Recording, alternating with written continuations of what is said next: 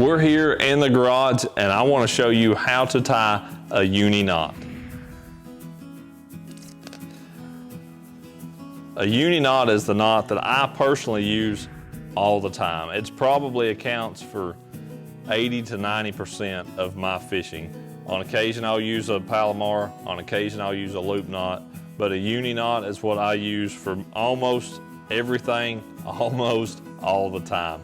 It's just the strongest knot that I've found. Braided line, fluorocarbon line, it's my go-to knot.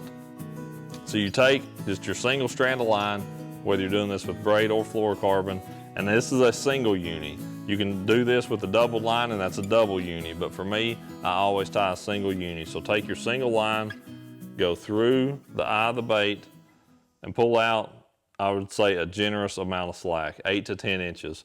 Then I'm gonna allow that bait to hang. As I've said before, I'm left-handed. Everything I'm gonna do is make sense to someone else who is left-handed. If you're right-handed, you might want to stand in front of a mirror or something.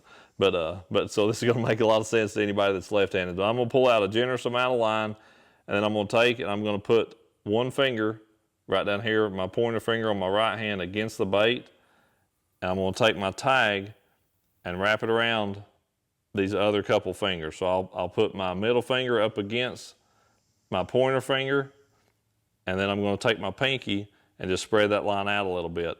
I hold my hands a really funny way to tie this knot, but all I'm trying to do is take this tag line and wrap it around my main line and the line coming out of that eye. And I'm going to take this tag and wrap it around there at least 6 and up to 10 times.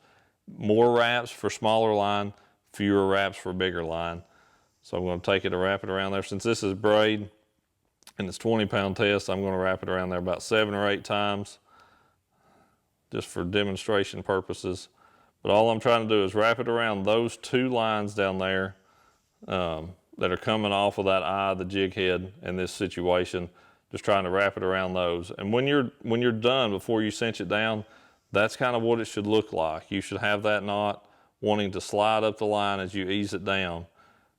That's what it should look like. And you want to pull it nice and slow till it all cinches in there really easy, and everything kind of falls into place. Once it gets to this point, I would wet that completely from my knot all the way to my bait. I would wet all of that right now.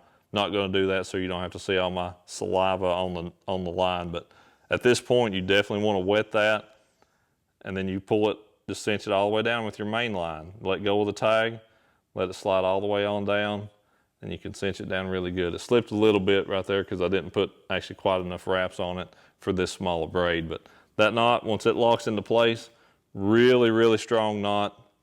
And like I said, that is the knot that I tie all the time. I mean, it does. It could account for probably 95% of my fish throughout a year. So a uni knot is something I really trust.